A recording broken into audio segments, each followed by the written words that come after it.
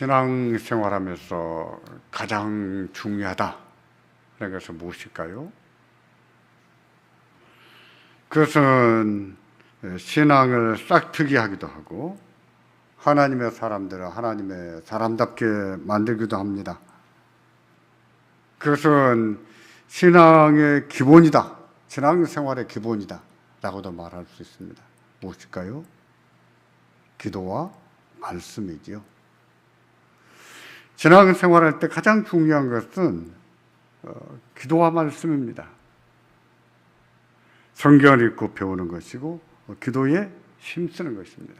그것은 신앙생활의 기본입니다. 그 둘을 날짐승에 비유하자면 두 날개와 같다고 할 수 있습니다. 한쪽 날개는 기도의 날개예요. 한쪽 날개는 말씀의 날개다 라고 말할 수 있겠습니다. 아무리 힘센 독수리라도 한쪽 날개가 끊기면 날지 못합니다. 독수리도 힘쓰지를 못해요. 두 날개가 건강해야 날 수 있습니다. 두 날개. 기도와 말씀이 잘 이루어지고 힘쓸 때 그게 독수리에 비유하자면 두 날개와 같이 역할을 할 수 있다는 얘기입니다. 말씀과 기도가 그런 것입니다. 그래서 신앙생활을 하는 사람은 시간을 정해서 기도하고 시간을 정해서 말씀을 읽는 게 중요한 거예요. 다시 말씀드리지만 시간을 정하는 것이 중요합니다. 그렇지 않으면 기도하고 말씀을 묵상하는 날보다 그렇지 않은 날이 많습니다. 습관이 되어 있는 사람이라 할지라도 기도와 말씀을 읽는 습관이 있는 사람일지라도 기도의 시간을 따라서 기도하지 않으면 점점 기도하지 않는 사람이 됩니다. 점점 말씀을 읽지 않고 묵상하지 않는 사람이 됩니다. 그래서 먼저는요, 경건의 시간을 정하는 것이 중요해요. 기도하는 시간, 말씀을 읽고 묵상하는 시간, 시간을 정하는 것이 중요합니다. 신앙은요, 하나님에 대한 참 지식에 기반합니다. 하나님에 대한 올바른 지식이 없이는 신앙이 생길 수가 없어요. 그리고 그 신앙에는요, 능력이 있습니다. 하나님의 사람으로 하여금 행할 바를 알게 하고 하나님을 전폭적으로 신뢰하게 하는 능력이 있어요. 우리가 흔히 믿음에는 능력이 있다 이렇게 말하는데 맞아요. 믿음에는 능력이 있습니다. 하나님께서는 그 믿음을 통해서 역사하시거든요. 놀라운 일을 하실 때도 그 믿음을 통해서 하세요. 믿음을 보시고 사람이 할 수 없는 일들을 베푸시기도 해요. 그래서 믿음에는 능력이 있다 이렇게 말할 수 있죠. 그런데 기도하지 않습니까? 그런데 말씀을 묵상하지 않습니까? 그러면서도 하나님의 은혜를 바랍니까? 그러면서도 하나님의 능력을 기대하십니까? 그것은 마치 요행을 바라는 것과 같습니다. 물론 우리가 기도하지 않고 말씀을 읽고 묵상하지 않았는데도 하나님의 은혜를 베푸실 때가 있으세요. 그건 일반적인 예가 아니에요. 그 사람을 돌이키게 만들거나 기도하게 만들거나 어떤 하나님의 특별한 뜻이 있어서 그렇게 하시지, 일반적으로는 하나님은 기도와 말씀을 통해서 은혜를 주시고 능력을 베푸십니다. 그러기에 시간을 정해서 기도하고 말씀을 읽고 묵상하는 것이 중요한데, 그런 사람들이 하나님 은혜를 누리지요. 하나님의 능력을 누리는 거예요. 그동안 기회가 있을 때마다 말씀의 중요성에 대해서 강론했습니다. 그래서 오늘은 말씀 쪽보다는 기도에 무게중심을 둬서 강론하도록 하겠습니다. 기도가 어떻게 중요한지, 왜 해야 되는지 말씀드리겠습니다. 우리는 그리스도인입니다. 그리스도인으로서 신앙생활하는 목표는 무엇일까요? 신앙생활을 통해서 소원을 성취하는 것일까요? 전도하고 봉사하는 것일까요? 권사가 되고 장로와 같은 중직자가 되는 것이 신앙생활의 목표일까요? 그와 같은 것이 신앙과 무관하지는 않지만 신앙생활의 목표다 이렇게 말할 수 없습니다. 목표가 될 수가 없는 것들이에요.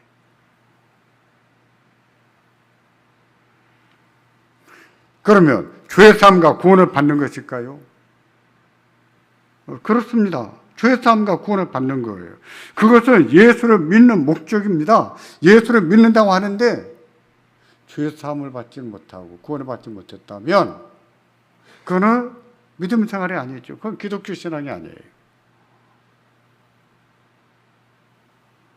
그러나 그것은요, 구원받지 못했을 때의 신앙생활의 목표지 구원받은 자들에게 있어서 목표는 아닙니다. 이미 구원을 받았거든요. 이미 죄사함을 받았거든요. 그 구원이 취소되거나 그 구원이 없어지는 것이 아니에요. 제가 최근에도 어떤 이단을 만나서 잠깐 대화를 해봤는데 그 얘기 중에 하나 그거예요. 언제든지 구원의 도로 취소될 수 있다고 생각하더만요. 하나님 말씀대로 살 때는 구원을 받다가 하나님 말씀대로 살지 못하면 한순간에 구원을 받지 못하는 것으로, 날마다 구원을 받아야 구원을 받을 수 있는 것으로 생각하는 것 같아요. 제가 보니까 구원파 이단 같았어요. 그렇지 않습니다. 예수 그리스도께서 우리의 죄 사함을 주시고 우리에게 구원해 주신 것은 단번에 이루신 거예요. 또다시 죄 사함 받고 또다시 구원을 받기 위해서 또다시 예수를 믿어야 되는 것이 아닙니다. 제가 여쭈고 있는 것은 이미 구원을 받은 자로서 우리 신앙생활의 목표가 뭐냐? 구원받지 못한 자로서가 아니라 구원받은 자로서. 뭘까요? 그것은요, 우리가 구원받은 자로서 추구해야 될 가치입니다. 그것은 예수 그리스도를 닮아가는 거예요. 구원을 받은 자로서 예수 그리스도를 닮아가는 거예요. 신앙과 인격이 예수님의 가르침을 따라서 점점 예수님을 닮아가는 거예요. 그게 우리 신앙생활의 목표입니다. 그걸 가리켜서 에베소서 4장 13절은 이렇게 말씀합니다. 우리가 잘 아는 구절이에요. 다 같이 보겠습니다. 우리가 다 하나님의 아들을 믿는 것과 아는 일에 하나가 되어 온전한 사람을 이루어 그리스도의 장성한 분량이 충만한 데까지 이르리니, 그리스도의 장성한 분량에 이르기까지. 자주 듣는 얘기입니다. 자주 듣는 얘기. 우리가 다 하나님의 아들을 믿는 것과 아는 일에 하나가 되어서 온전한 사람을 이룬다는 말은 우리가 이로 인해서 교회가 된다는 뜻이에요. 교회가 뭐냐를 설명합니다. 하나님의 아들을 믿는 것과 아는 일에 하나가 온전한 사람, 온전히 하나가 되는 것. 그것이 교회라고 말하는 겁니다. 온 성도들이 온전한 사람, 온전히 하나가 되어야 된다고 말하는데 그걸 통해서 추구해야 될 것은 무엇입니까? 그리스도의 장성한 분량에 이르는 겁니다. 그리스도의 장성한 분량이라고 하는 것은 예수님의 성숙한 모습이에요. 예수님의 온전한 모습이에요. 예수님의 온전하신 것 같이 우리도 온전해지는 것. 이것이 구원을 받은 자로서의 신앙생활의 목표입니다. 바꾸어서 예수님을 날마다 닮아가는 거예요. 예수님을 닮은 성도가 되어가는 겁니다. 예수님을 많이 닮게 되면 그런 상태를 가리켜서 그리스도의 장사 분량에 이르렀다, 이렇게 말하지요. 그것을 본문 4장 7절에 보면 이렇게도 말합니다. 망명되고 허탄한 신화를 버리고 경건에 이르도록 네 자신을 어떻게 하라고요? 연단하라 그랬습니다. 경건에 이르도록 네 자신을 연단하라. 경건에 이르도록 목표입니다. 그런 상태를 가리켜서 그리스도의 장사 분량에 이르렀다, 같이 쓸 수 있는 말이에요. 이 말씀이 시사하듯이 경건에 이르는 것은 우리가 신앙생활을 통해서 추구해야 될 가치입니다. 경건에 이르는 것, 자기를 연단해서 도달해야 될 목표예요. 그것이 무엇이라고요? 그리스도의 장성한 분량에 이르는 겁니다. 예수님을 온전히 닮아가는 거예요. 이게 우리 신앙생활의 목표입니다.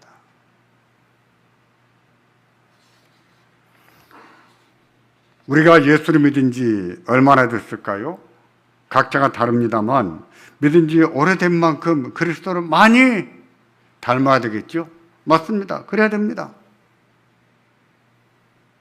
믿은 지가 오래됐다면 오래된 것만큼 예수님을 많이 닮아 있었어요. 생각에 있어서나 성품에 있어서나 삶에 있어서나 예수님을 많이 닮아야 됩니다. 이것은 우리의 생각의 변화가 일어나야 될 것을 말하는 것이죠. 세속적인 가치관이 아니라 성경적인 가치관으로 변화가 일어나야 되는 겁니다. 성품에서도 마찬가지입니다. 삶에서도 마찬가지예요. 문제는 우리가 그렇게 되고 있느냐 그런 것입니다. 믿은 지가 5년 됐다면 5년 된 것만큼 예수를 닮았는가? 10년이 됐다면 10년 된 것만큼 예수를 더 많이 닮았는가? 이게 문제예요. 20년을 믿고 평생을 예수를 믿었는데 예수 믿는 티가 안 납니다. 생각하는 것도 예수 믿지 않는 사람하고 똑같아요. 말하는 것이나 그 성품 봐도 예수 믿지 않는 사람과 똑같아요. 만일에 그렇게 된다면 누가 성숙한 신앙이다 이렇게 말하겠어요? 오히려 그런 사람은 오래 믿은 것이 부끄러운 것이죠. 부끄러운 거예요.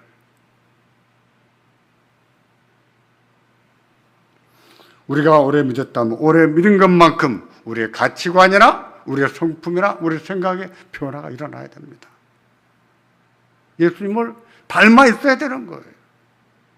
그게 우리가 구원을 받은 자로서 신앙생활하고 있는 목표거든요. 가치거든요. 때때로 우리가 너무 이기적이라고 생각하지 않으십니까? 그만큼 그리스도를 닮지 않았다는 뜻입니다. 너무 이기적이다면. 세속적이고 물질 만능주의에 빠져 있다는 생각이 들지는 않으십니까? 그런 사람도 예수님을 닮지 않았다는 뜻이에요.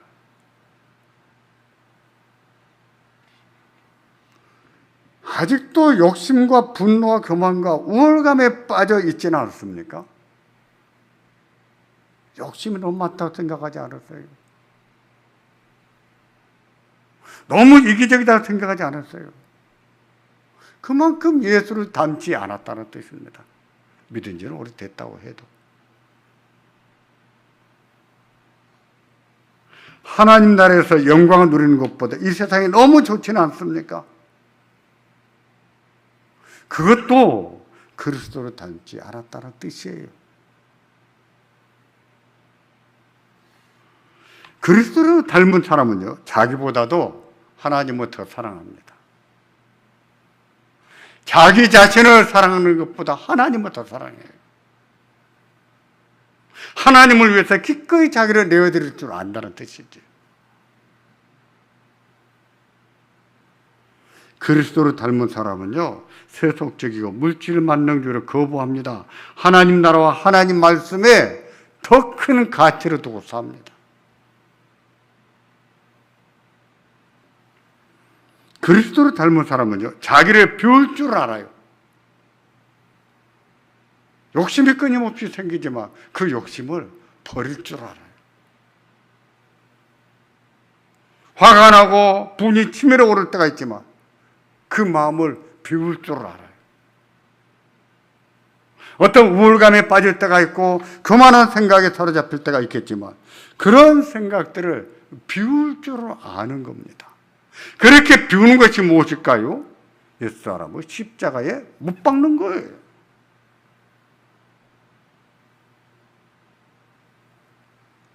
그리스도를 닮은 사람은요, 이 세상에서 영광을 누리는 것보다 하나님 나라에서 영광을 누리기를 더 소망합니다.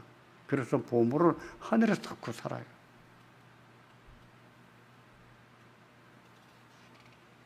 우리가 진정한 그리스도인이라면 우리에게는 이런 변화가 일어나고 있어야 됩니다.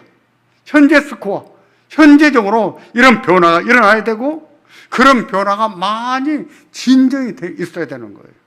물과 성령으로 거듭난 성도라면 오래 믿은 만큼 이런 면에서 예수님을 많이 닮아 있어야 됩니다.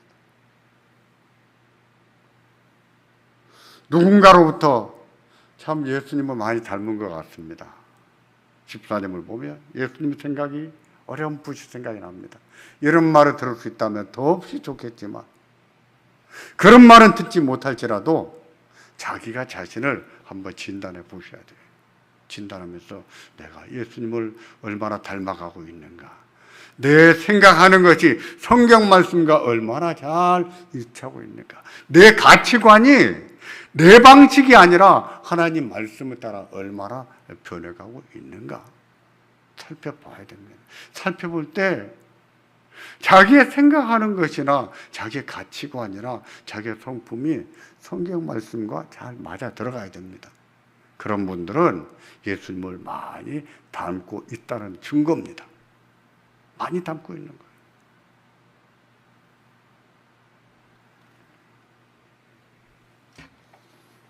그러면 경건에 이르기를 연습하라고 했는데 연습한다면 무엇으로 해야 될까요? 무엇으로 거룩해지고 무엇으로 그리스도의 장성한 분량에 이를 수 있을까요? 그것은 우리를 변화시키는 방편이다 라고도 말할 수 있고 그것은 은혜의 방편이다 라고도 말할 수 있습니다. 무엇이겠습니까? 기도와 말씀이지요. 기도와 말씀이에요. 기도에 힘쓰고 또 말씀에 힘쓸 때 성령 하나님은 그 기도와 말씀을 통해서 그 사람을 변화시키십니다. 성령의 역사가 있어요. 내 의지와 상관없이 내 의지를 무너뜨리면서 나를 변화시켜 놓고 나를 바꾸는 하나님의 역사가 있습니다. 우리가 거듭난 성도라면 하나님이 나를 이렇게 바꾸어 가시는구나 하는 것을 느껴져야 돼요. 느껴져야 됩니다. 나는 본래 그런 사람이 아니었는데 내가 이렇게 하게 되지? 내가 어떻게 이렇게 할 수가 있지? 성령이 변화시키는 거예요. 성령이 없어요. 그런 역사가 우리 안에 일어나고 있어야 된다는 얘기입니다. 본문 4장 5절에 보실까요? 사람이 거룩해지는 것은 기도와 말씀을 통해서 된다고 하는데 같이 보겠습니다. 하나님의 말씀과 기도로 거룩하여짐이라. 무엇으로요? 기도와 말씀으로. 요즘에도 그런 사람이 없지 않습니다. 초대교회 시대에는요, 금욕주의자들이 있었어요. 그들은 금욕적으로 사는 것이 거룩한 삶인 것으로 생각했습니다. 결혼을 금지하고 어떤 음식을 먹지 말아야 된다. 그래서 그런 음식을 안 먹어야 거룩하고 그런 식의 생활을 하는 분들이 있었습니다. 금욕주의자들. 잘못된 것이죠. 생각해 보십시오. 그런다고 해서 거룩해지겠어요? 결혼하지 않는다고 해서 거룩해지겠습니까? 그런 거 아닙니다. 사람이 거룩해질 수 있는 것은 기도와 말씀을 통해서. 바꾸고 말하면 기도하지 않고 말씀 생활하지 않는 사람은 그런 변화가 일어나지 않는다는 얘기입니다. 교회는 오래 다녀도 변화가 일어나지 않는다는 뜻이에요.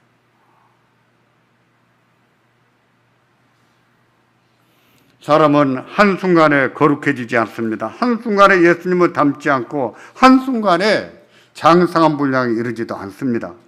앞에서 그렇게 되는 것을 성화라고 했었는데, 성화는 하나님께 가는 그날까지 계속 풀어야 될 숙제와 같은 거예요. 하나님 나라에 들어가는 그날까지 우리가 힘쓰고 애씀으로 풀어야 될 숙제, 이게 성화거든요. 경건에 이르기를 연습하는 것이 그런 거예요. 하나님 나라에 가기 거기까지, 그날까지 해야 되는 일입니다. 본문 7절을 보시겠습니까? 그래서 이처럼 말합니다. 망령되고 허탄한 신화를 버리고 경건에 이르도록 내 자신을 연단하라. 경건에 이르도록 내 자신을 연단하라고 했는데, 연단이라는 단어는요, 고대 헬라어에서 올림픽에 나가는 사람들이 자기를 단련시키는 것을 말합니다. 이 단어가 거기서 온 거예요. 올림픽에 나가는 사람들이 자기를 얼마나 훈련하겠습니까?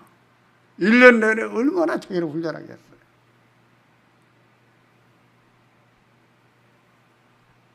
그런 훈련, 그 훈련을 여기서는 연단이라고 번역했는데, 다시 말해서 운동선수가 자기를 훈련하듯이 경건한 사람, 거룩한 사람 되도록 자기를 훈련시켜야 된다는 뜻이에요. 그런 연단, 그런 훈련을 통해서, 기도와 말씀의 훈련을 통해서 우리는 거룩해져 갑니다. 그리스도의 장성한 분량에 이를 수가 있는 겁니다.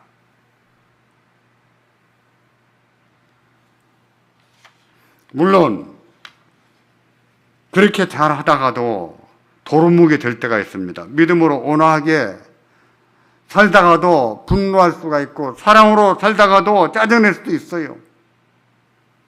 한번 그러고 나면 낙심이 되죠.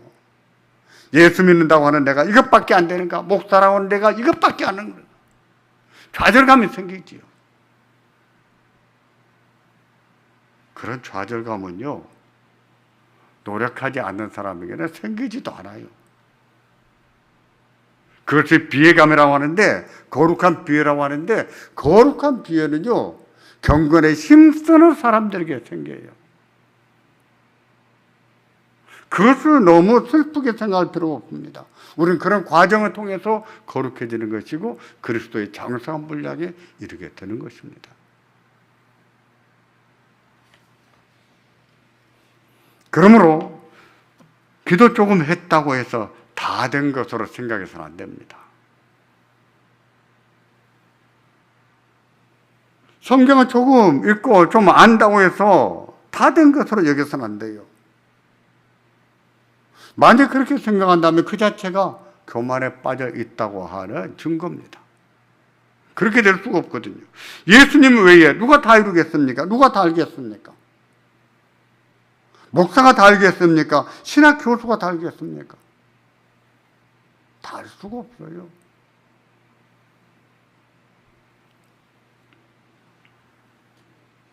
우리가 거룩해지는 것은 말씀과 기도를 통해서인데, 기도할 때도 항상 구해야 될 것이 있습니다. 늘 구할 것. 그것은요, 옛사람이 죽고 날마다 새로워지기를 구하는 겁니다. 날마다 내가 죽어지기를 기도해야 돼요. 날마다 내가 새로워지기를 기도해야 됩니다. 그것을 다른 말로 육신의 생각을 죽이는 것이라고 하는데, 날마다 육신의 생각을 죽기를 기도해야 돼요.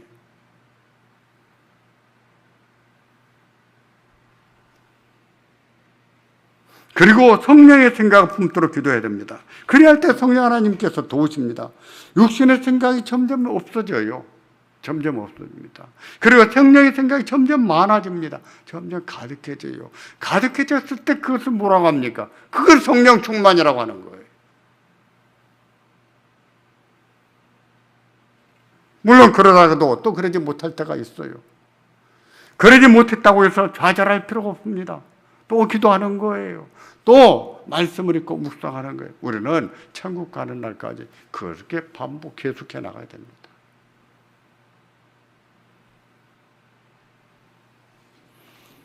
일반적으로 우리는 기도할 때 우리에게 필요한 것들을 구합니다. 그게 건강이 됐든 회사 일과 사업에 관한 것이든 일상에 필요한 것들을 구합니다. 그것을 구하는 것은 잘한 겁니다. 예수님께서도 주의 기도를 가르치시면서 일용할 양식을 구하라고 하셨어요. 그러나 문제는 기도의 대부분이 일상에 필요한 것만 구한다는 거예요.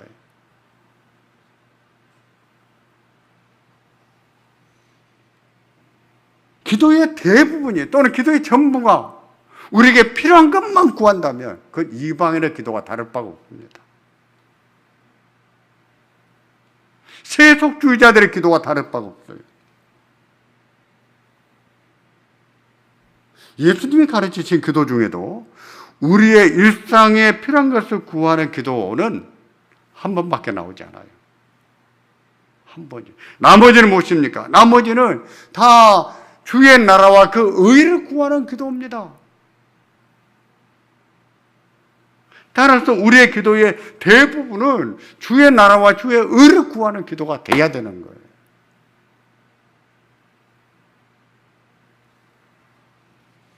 하나님께 감사와 영광을 돌리는 기도가 돼야 되고 하나님의 나라가 이루어지기를 구하는 기도가 돼야 돼요. 우리가 우리에게 죄 지은 자를 용서하기를 구하는 기도가 돼야 되고 하나님이 우리를 용서하기를 구하는 기도가 돼야 돼요.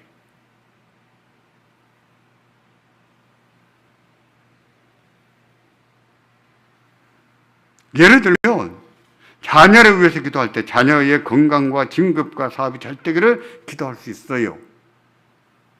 근데 자녀를 위한 기도의 대부분은 그게 아니라 자녀들의 신앙과 영혼을 위한 기도가 되어야 된다는 뜻입니다. 그들이 예수님을 더 닮아가는 사람이 될 수 있도록, 그들이 자기애에 빠지지 않고 하나님을 사랑하는 사람이 될 수 있기를 기도해야 돼요. 이 세상의 가치를 두지 않고 하나님 나라의 가치를 두고 사는 은혜가 임하기를 기도해야 돼요. 많은 기도는 그 나라와 그 의를 구하는 기도가 돼야 됩니다. 왜 기도를 하는데 왜 그 성숙이 없을까? 왜 성숙해지지 않을까? 그것은 그 기도의 대부분이 자기한테 필요한 것, 이 세상에 필요한 것, 그것만 구하는 기도이기 때문이 아닌가? 하는 생각이 들 때가 있어요.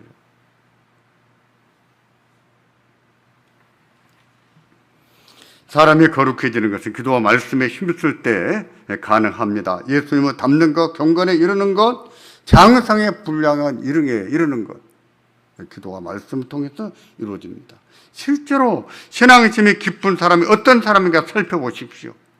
모태신앙이라고 해서 신앙심이 깊을까요? 교회에 오래 다녔다고 해서 신앙이 깊을까요? 중직자라고 해서 믿음이 깊을까요? 그렇지 않아요. 기도와 말씀에 힘쓰는 사람들이 신앙심이 깊습니다. 그들은 날마다 하나님과 교통하고 살거든요. 하나님과 교통하고 살아요.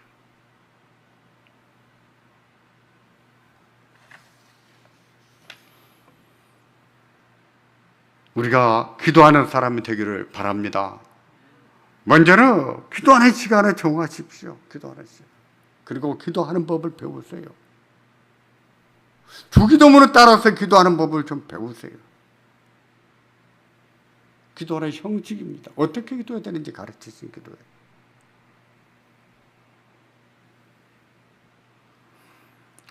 아무리 기도하는 법 배우도 본인이 직접 기도하지 않으면 안 됩니다.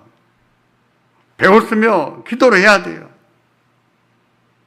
배웠다고 해서 처음부터 기도가 잘 되지는 않습니다. 기도를 해도 기도가 안 되는 것 같아요. 그런데 어떤 날은 기도가 잘 되는 것 같습니다. 하나님이 다 들으시는 것 같아요. 근데 이걸 알아야 됩니다. 우리가 버벅거리면서 기도하든, 기도가 잘 안 되는 것 같든, 반대로 기도가 잘 되는 것 같든, 항상 하나님은 듣고 계신다는 거예요. 내 기분에 어떤 날은 기도가 안 된 것 같아요. 어떤 날은 잘 된 것 같아요. 그것과 상관없이 하나님은 항상 지켜보이시고 항상 듣고 계신다는 것을 알아야 됩니다. 그러므로 기도가 잘 안 된 것 같아 너무 신경 쓰지 마십시오. 늘 기도하는 사람도 어떤 때는 기도가 잘 안 되기도 해요. 기도가 잘 된다, 잘 안 된다 너무 신경 쓰지 마시고 시간을 정해서 늘 주님과 대화하듯이 교통하는 시간을 가지셔야 됩니다. 그런 과정을 통해서 우리는 점점 기도하는 사람이 될 수가 있습니다. 내일부터 금요일까지 저녁 하고 있습니다. 기도를 통해서 하나님 무엇을 주기를 기뻐하세요. 그러므로 기도해야 됩니다. 그리고 항상 기도할 때 하나님이 듣고 계시는 것을 기억하시기를 바랍니다. 하나님이 들으시고 우리에게 선히 응답하시고 은혜를 베푸실 겁니다. 그 은혜가 있고 또 그 기도로 그 말씀으로 말미암아 우리가 날마다 예수님을 닮아가는 은혜가 있기를 주의 이름으로 기원합니다. 기도하겠습니다.